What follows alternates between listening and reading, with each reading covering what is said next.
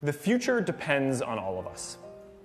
And whether you like Facebook or not, I think we need to recognize what is at stake and come together to stand for voice and free expression at this critical moment. It's really great to be here at Georgetown with all of you today. Before we get started, I just want to take a moment to acknowledge that today we lost an icon, Elijah Cummings. He was a powerful voice for equality and for social progress and for bringing people together.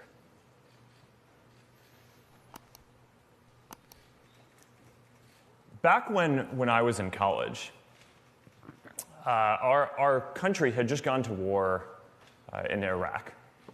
And the mood on our campus was disbelief. A lot of people felt like we were acting without hearing a lot of important perspectives. And the toll on soldiers and their families and our national psyche was severe, yet most of us felt like we were powerless to do anything about it. And I remember feeling that if more people had a voice to share their experiences, then maybe it could have gone differently. And those early years shaped my belief that giving more people a voice gives power to the powerless and pushes society to get better over time. Now, back then, I was just building an early version of Facebook for my community, but I got a chance to see my values and beliefs play out at a smaller scale. When students got to express who they were and what mattered to them, they started more student groups, they organized more businesses, and they even challenged some established ways of doing things around campus. And it taught me the lesson that while a lot of the world often focuses on the big events and institutions, the bigger story is that most progress in our lives actually comes from individuals having more of a voice. So since then, I've focused on building services that do two things: give people a voice and bring people together. And these two simple ideas of voice and inclusion go hand in hand. And we've seen this throughout history, even if it doesn't always seem that way today. More people being able to share their experiences and perspectives has always been necessary to build a more inclusive society. And it is our commitment to each other that we hold each other's right to express ourselves and be heard above our own desire to always get our way in every debate. That's how we make progress together. But this view is increasingly being challenged. Now, some people believe that giving more people a voice is driving division rather than bringing people together. More people across the spectrum believe that achieving the political outcomes that they think matter is more important than every person having a voice and being heard. And I think that that's dangerous. So today, I want to talk about why and some of the important choices around free expression that I think that we face going forward. Throughout history, we've seen how being able to use your voice, how people being able to use their voice helps people come together. We've seen this in the civil rights movement. Frederick Douglass once called free expression the great moral renovator of our society. He said, "Slavery cannot tolerate free speech." Civil rights leaders argued time and again that their protests were a protected form of expression, and one noted that nearly all of the cases involving the civil rights movement were decided on First Amendment grounds.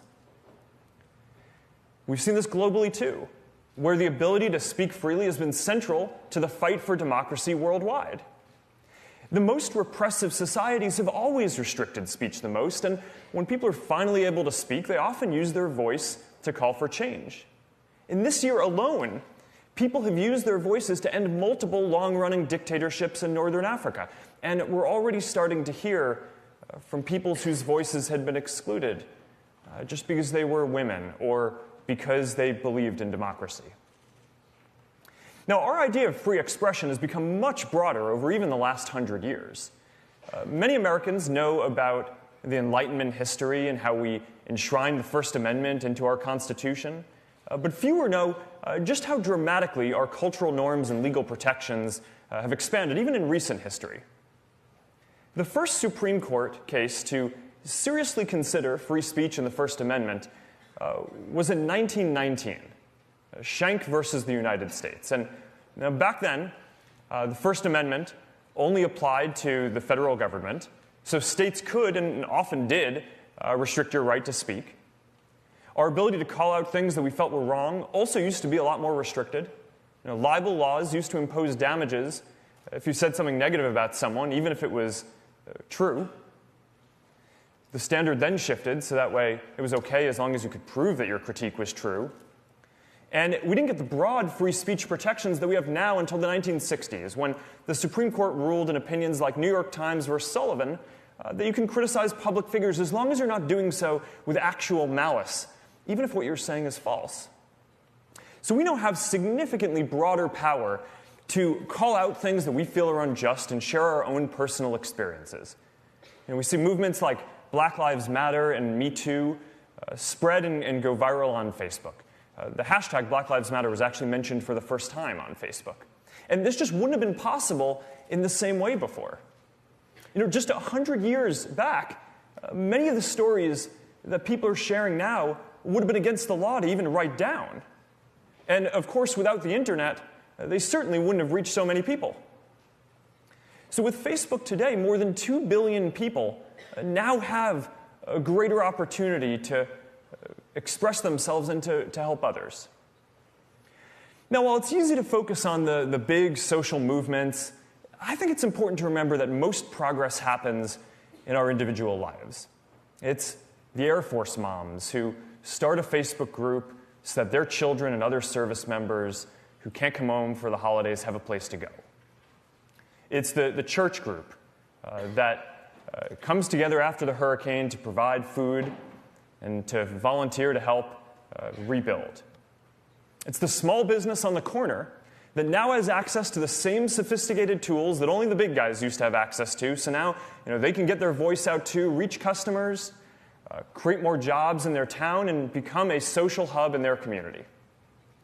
Progress and social cohesion come from billions of stories like this happening all around the world. People having the power to express themselves at scale is a new kind of force in the world. It is a fifth estate alongside the other power structures in our society. And people no longer have to rely on traditional gatekeepers in politics or media to make their voices heard, and that has important consequences. And I understand the concerns that people have about how tech platforms have centralized power. But I actually believe that the much bigger story is how much these platforms have decentralized power by putting it directly into people's hands. It's part of this amazing expansion of voice that we've experienced through law and culture and now technology as well. So giving people a voice and broader inclusion go hand in hand. And the trend has certainly been towards us getting much greater voice over time. But there's also an important counter-trend, which is that in times of social tension, our impulse is often to pull back on free expression. Because we want the progress that comes from free expression, but we don't want the tension.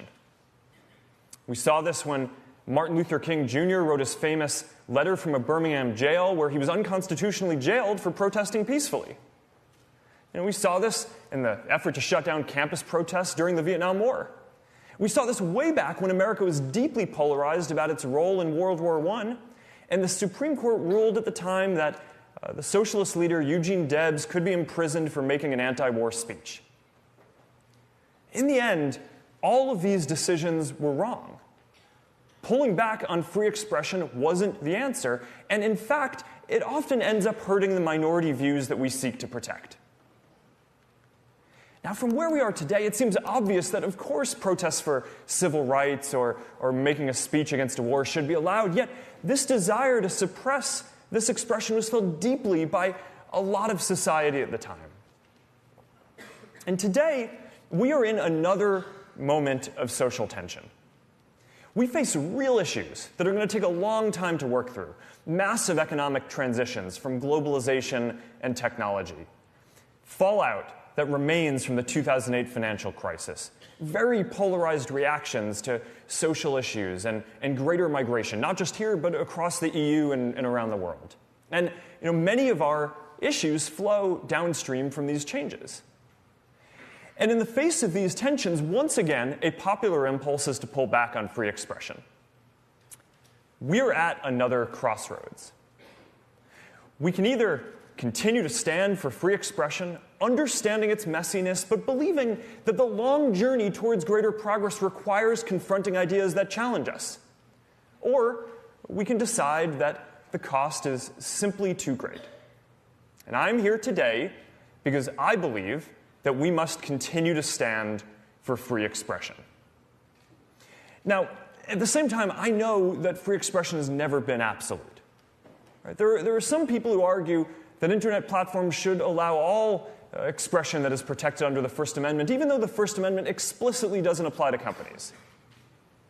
Now, I'm proud that our values at Facebook are inspired by the American tradition, which is more supportive of free expression than anywhere else in the world. But even American tradition recognizes that some speech infringes on other people's rights. Rules about what you can and can't say often have unintended consequences. When speech restrictions were implemented in the UK in the last century, Parliament noted that they were often applied more heavily to citizens from poorer backgrounds because the way they expressed things didn't match the elite Oxbridge style. And I believe that in everything we do, we need to make sure that we are empowering people and not simply reinforcing existing institutions and power structures. So that brings us back to the crossroads that we find ourselves at today. Are we going to continue fighting to give more people a voice to be heard? Or are we going to pull back from free expression? Now, I see three major threats ahead. The first is legal. And we're increasingly seeing laws and regulations around the world that undermine free expression and people's human rights. And these local laws are each individually troubling, especially when they shut down speech in places where there isn't democracy or freedom of the press. But it's even worse when countries try to impose their speech restrictions on the rest of the world.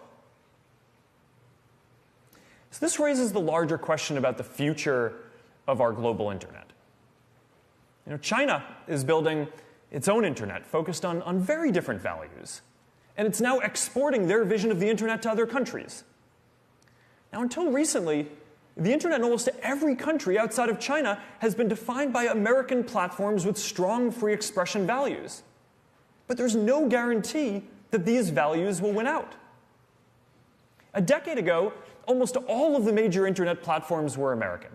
Today, 6 of the top 10 are Chinese. And we're beginning to see this in social media too. While our services like WhatsApp are used by protesters and activists everywhere due to strong encryption and privacy protections, on TikTok, the Chinese app growing quickly around the world, mentions of these same protests are censored, even here in the US. Is that the internet that we want? So this is one of the reasons why we don't operate Facebook, Instagram, or our other services in China. I wanted our services in China because I believe in connecting the whole world, and I thought, maybe we could help create a more open society. And this is something that I worked hard on for a long time. But we could never come to agreement on what it would take for us to operate there, and they never let us in. And now, we have more freedom to speak out and stand up for the values that we believe in and fight for free expression around the world. So this question of which nation's values are going to determine what speech is allowed for decades to come really puts into perspective our debates about the content issues of the day. Because while we may disagree on exactly where to draw the line on specific issues, we at least can disagree. That's what free expression is. And the fact that we can even have this conversation means that we're at least debating from some common values. If another nation's platforms set the rules, our discourse can be defined by a completely different set of values. So to push back on this, as our policymakers work to define internet policy and regulation, to address public safety and the important social issues, I think that we should also be proactive and write policy that helps the values of voice and expression triumph around the world. The second challenge to expression is from the platforms themselves, including us.